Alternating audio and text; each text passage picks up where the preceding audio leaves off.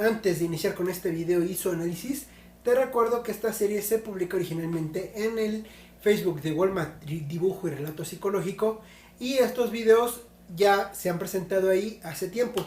Por lo tanto, si quieres estar al día con los análisis que estoy subiendo y también si quieres ver los nuevos que tú solicites, recuerda darle like a esa página y seguirme por allá. Nos vemos.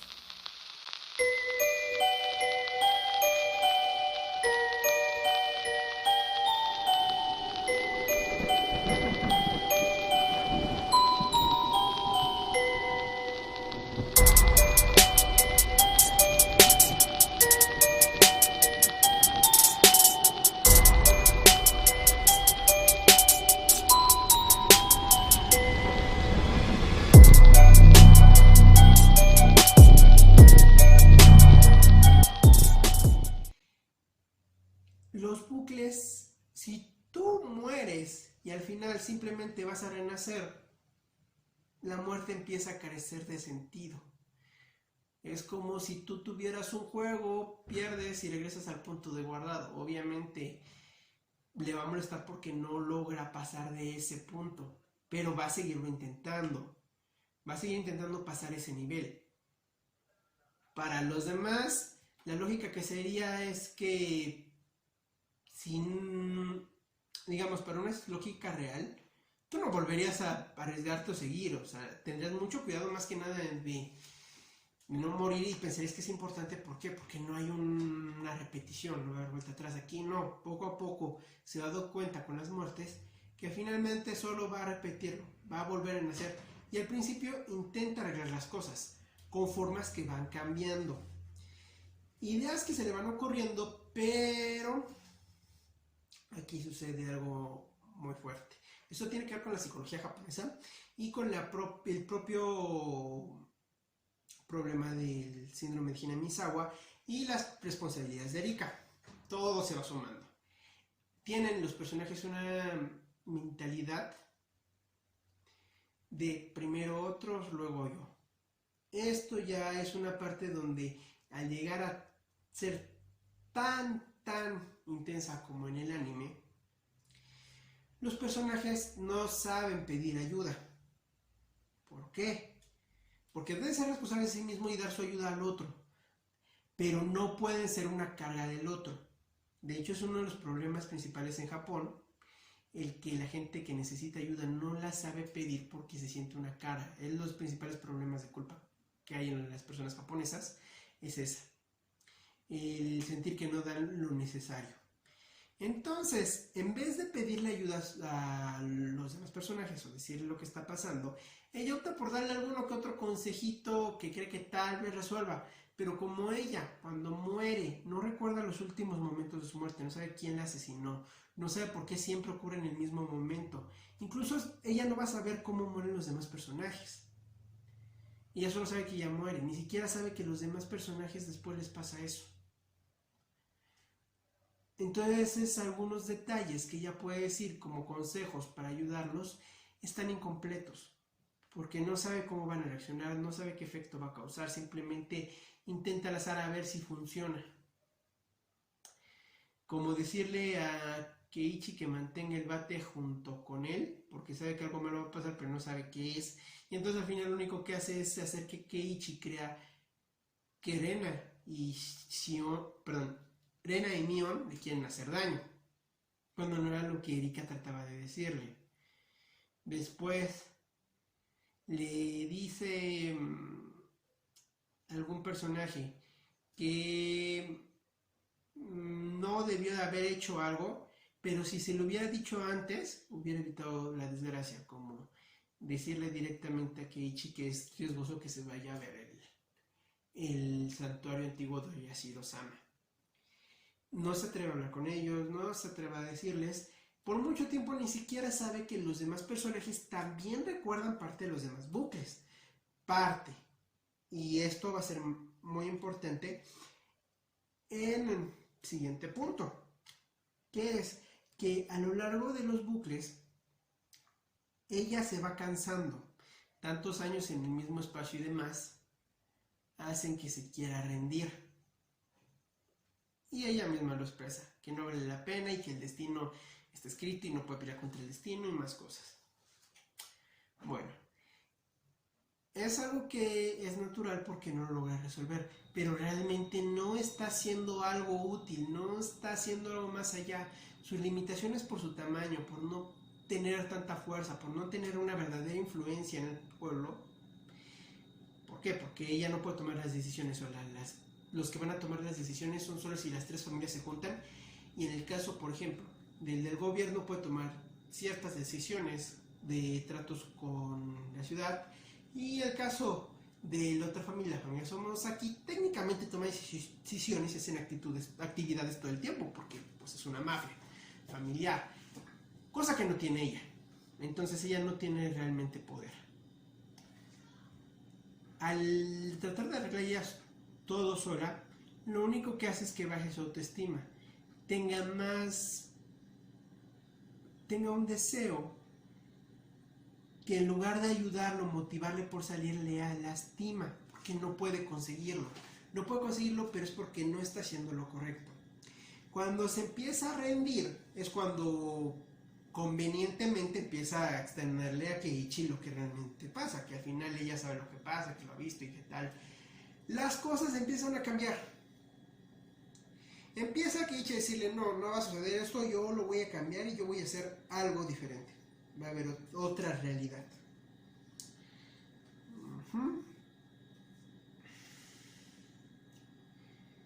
Entonces empieza a aceptar el apoyo de sus amigos.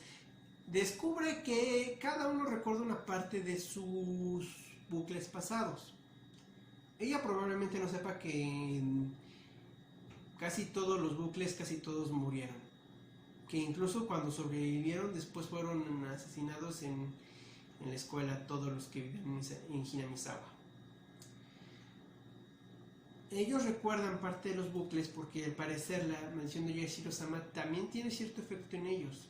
Sin embargo, ellos no saben que es un bucle porque solo recuerdan aquel momento más traumático.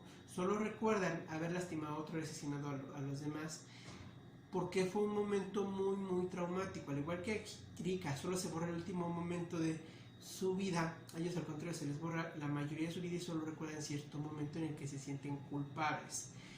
Esto ya de por sí los hace, ya estaban trastornados, ya tenían la enfermedad.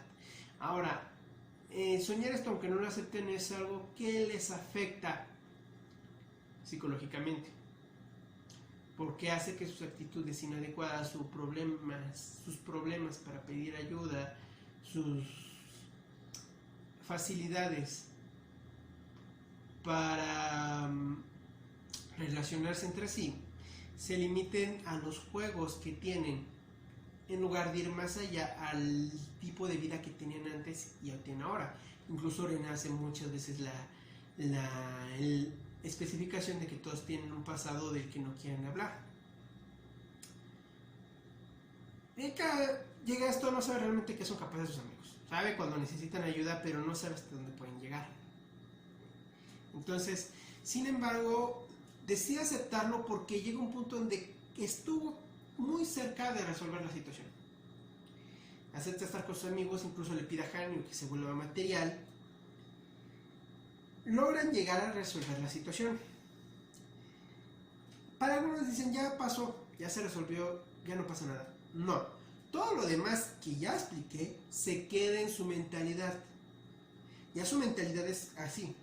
Ya es una niña que pensó como adulto que al repetir tantas veces los mismos hechos, empezó a sobreanalizar las cosas, sobre razonar, y puede que haya aprendido diferentes conceptos de manera de un estudio filosófico. Esto no nos dice que realmente los resultados que haya obtenido sean correctos, pero tiene resultados filosóficos. Sin embargo, nunca tuvo algún aspecto de estilo de vida que influyera a esos aspectos. Simplemente fue el tener tanto tiempo para pensar. Un adulto no se crea solo con mucho tiempo para pensar, un adulto se crea por todas las experiencias que tiene, las cuales por tanto ella no vivió. De hecho, por eso en ningún momento a Rika, a diferencia de otros personajes, se le ve alguna evolución que podríamos llamar de carácter sexual. Ni siquiera en el caso de los ovas. No se le ve un interés por el tipo. Lo sigue manejando un tanto como una niña. Porque tampoco hubo el estímulo hormonal de avanzar de edad. Simplemente es una niña envejecida, no una anciana. Es un tanto diferente, pero viéndolo de esa manera es más fácil entenderla. Es más fácil entender por qué hace lo que hace. Todavía tiene las necesidades de niña. Las necesidades de niña realmente no se cumplieron de manera adecuada. Llegaron a veces hasta repetirse y volverse cansadas. Ahora, esto nos lleva al siguiente punto. Una vez que ellos logran arreglar la situación que la mantiene en los bucles, técnicamente se libera de Hinamizawa, y es lo que todos habíamos querido hasta ese momento. Aquí entran los ovas. Los ovas muchos dicen que no son canon, que no tienen que ver. Hay un detalle aquí importante. Estos ovas, incluso si uno de Rei, que es donde Rika supuestamente cree que va a otro mundo, pero Hanyu le dice que no, no son necesariamente parte de la línea principal, pero sí son importantes. ¿Por qué? Porque no es que nos muestren un y qué tal si. Realmente el interés no es qué tal si, porque el qué tal si es simplemente cambiar un aspecto y va a una línea completamente diferente. No, aquí hay varias cosas que cambian en las líneas y algunas que se mantienen. Sin embargo, lo que nos muestra no es eso, es que el personaje tiene más facetas. Nos muestra un escenario completamente diferente para entender cómo actuaría cada personaje en esa situación, teniendo la misma psicología que ya se desarrolló actualmente.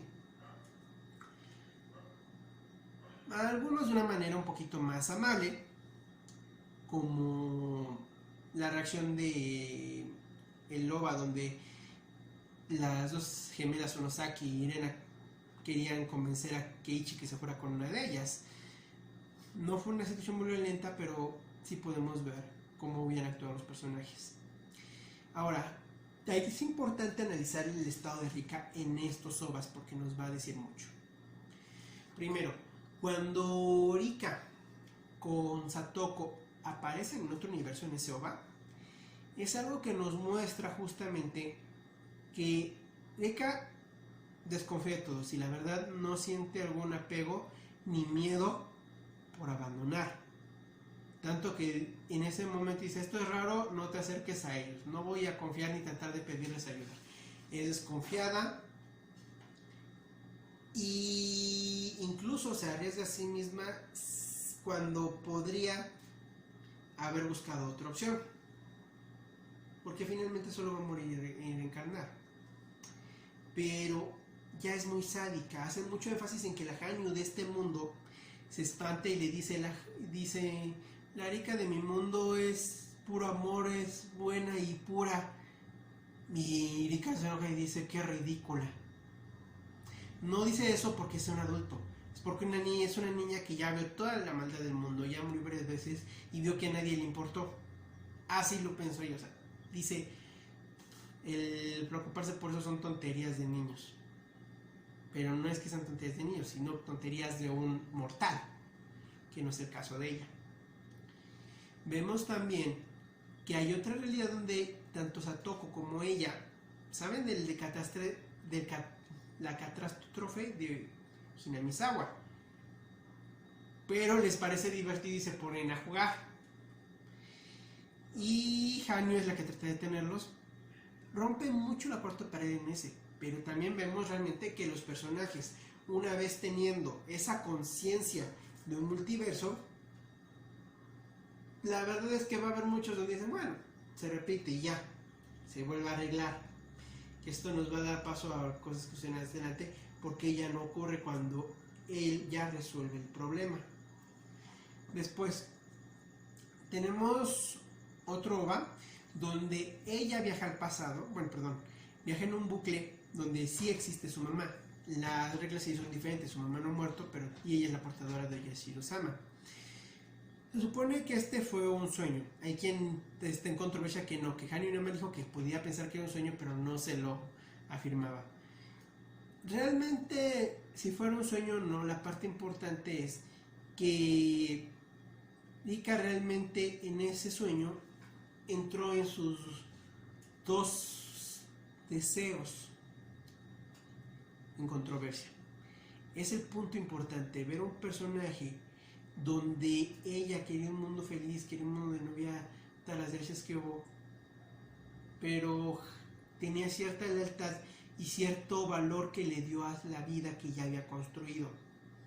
Entonces, está entre mantener lo que ya había logrado, lo que era su deseo que logró y lo que era su deseo que nunca existió, la mamá y el otro. Por eso también no nos dan específicamente un evento donde digan ella nada más despertó o ella la mató. No lo vemos, no lo sugieren, que fue un sueño preferentemente porque como los ojos no eran crudos como el otro, es lo que más se sugiere, pero no se muestra, porque realmente lo que ven es ya la diferencia del Rika de su mente donde tiene que elegir alguna de las dos. Incluso ahí se pelea con Satoko de esa realidad, sus amistades son muy diferentes, realmente si hubiera tenido lo que deseaba antes, no hubiera tenido esas relaciones por ser de los jefes de la aldea, pero ya teniéndolo resuelto, porque él sí lo mantienen sus padres. Tiene que elegir entre dos realidades, la realidad con los que realmente conoció y todo lo que hizo, o sea, todo lo que construyó, por lo que siempre deseó, pero perder su vida. Hagan de cuenta que es como si de pronto ustedes crean un emporio con un trabajo excelente y construyen tantas cosas que ustedes quisieron, le dicen, ok, te podemos dar simplemente el trabajo que siempre quisiste, que no es ese, pero el que deseaste de niño o tal, pero tienes que renunciar forzosamente a todo eso. No lo vas a volver a tener. O sea, no puedes elegir entre dos opciones. Y este personaje ya no puede elegir. Porque Erika no es un personaje realmente que tome decisiones. Ahí nos mostraron que es un personaje que trata de huir. Trata que los demás resuelvan. Necesita que otros le resuelvan sus problemas, aunque ella suele tratar de resolverlos de otros. Sí, es una persona que realmente es muy común. Realmente es muy común esa situación. Alguien que trata de ayudar a los otros pero no se ayuda a sí mismo. Y ese es el caso de Erika Furude y es lo que vemos en este OVA. En este momento no recuerdo los otros. Así nos van a... también, bueno, ya mencioné cuando es Minirika, que nos muestra que antes de tener todas esas situaciones agradables, ella quería mucho a Hanyo. Bueno, no dicen que todavía la quiere, pero la trataba bien. O sea, en ese momento la trataba bien, era muy tierna con ella. Dato chistoso. Esto más bien es un poder del guión, el hecho de que ella no recordara, pero medio recordara para guiarle. También es porque con tantos años obviamente no iba a recordar lo que sucedió en la primera vida que tuvo. Pero como chiste es que lo que pasó en las aguas termales y lo que le hicieron a Keiichi la traumó tanto que por eso lo olvidó.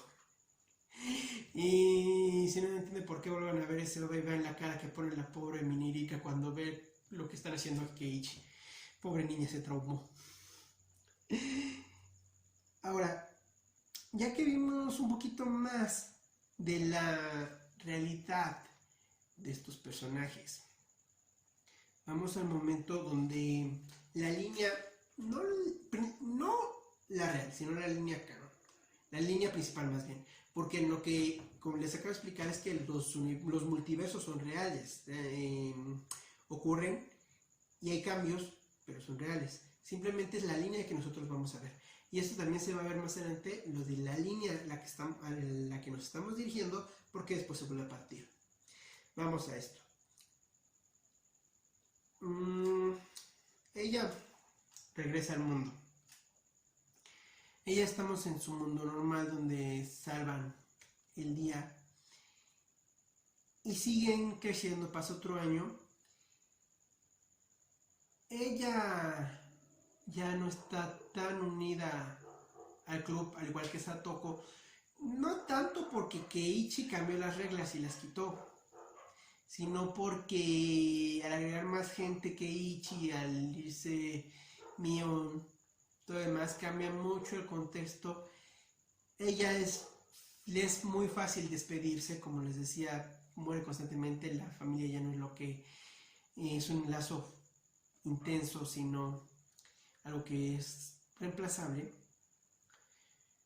Y además, ella ya que tiene la oportunidad de salir, anteriormente en otros universos, lo único que le tenía para soportarlo era el club de juegos.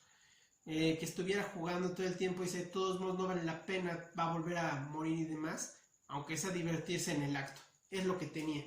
Ahora no, tiene más. Va a buscar más. ¿Por qué? Porque tiene el deseo que quería y va a tratar de conseguirlo. Empieza el momento donde ella va con Satoko a buscar la guía del examen de ingreso a Santa Lucía. Invita a Satoko. Rika desde este momento sabe que Satoko no quiere. No necesita decírselo, o sea, lo ve claramente. ¿Por qué? Porque Rika conoce muy bien a sus amigos y sabe perfectamente sus reacciones. Por ello es muy fácil que Rika manipule y que no se den cuenta, incluso cuando ella habla con voz más grave, dice cosas tenebrosas, lo dejan pasar sus amigos. Porque al final ella vuelve a actuar normalmente. Pues ellos no saben cómo actuar, pero vuelve a actuar normalmente y lo dejan. Ella sabe perfectamente manipularlos. Ahora en ese momento no usó manipulación, intentó simplemente convencerla, ella quería que fuera. ¿Por qué? Porque es lo más cercano que tenía a una familia. Satoko ahora es su hermana, es lo más cercano que no entra en el mismo concepto. Y en ese momento aparentemente no existe Hanyu. No sabemos por qué todavía, al menos no se ha dicho hasta el momento que estoy grabando este video, por qué Hanyu, aunque en esa realidad ayuda a salvar el día, aquí no aparece corporalmente y nadie parece preguntar por ella. Por tanto, podríamos creer que pues quien le queda es Satoko. ¿Qué sucede aquí? Ella al principio no iba a forzar a Satoko, o sea, estaba pensando en su propio deseo, ella se iba a esforzar, no iba a forzar a Satoko a que estudiara o demás, aunque ella quería que llegara. Por ello es que en este primer universo, Satoko cuando la ve durmiendo es cuando dice, ok, ella está durmiendo y la encuentra estudiando, es por eso que dice, ok, vamos a estudiar juntos y demás, trabaja. Rika estaba incluso decidida que podía tener que renunciar a Satoko, y lo estuvo todo el tiempo. Un ejemplo muy claro es cuando se separa de Satoko para preguntarle a Chie Sensei sobre una pregunta del libro y no participar en el club de juegos. Ella estaba completamente decidida que si tenía que abandonar todo, lo abandonara, porque ya lo pasó por más de 100 años. Y esto nos va a explicar un poco de sus reacciones posteriores. No es una situación donde realmente te separes de un amigo, es donde simplemente ya lo ves como algo que murió, ves la muerte como algo que sucede todo el tiempo y de todos modos no va a importar. Aunque ya en este bucle ella vivió y no murió, esa parte se queda fija en su cerebro. Ya lo ve así. Regresar esas emociones no sería posible, porque ya no son un rencor momentáneo de un malentendido, sino que se volvieron una realidad, y lo comprobó que así sucede. Cuando ellas llegan a Santa Lucía, incluso si Satoko no hubiera quedado, que hubiera sido lo más fácil, ella hubiera estado bien, no hubiera regresado. Porque puede ser como su hermana y por eso la quisiera cerca, pero ella no tiene esos lazos, no existen, son algo que ya desapareció muchos años atrás, muchos bucles atrás.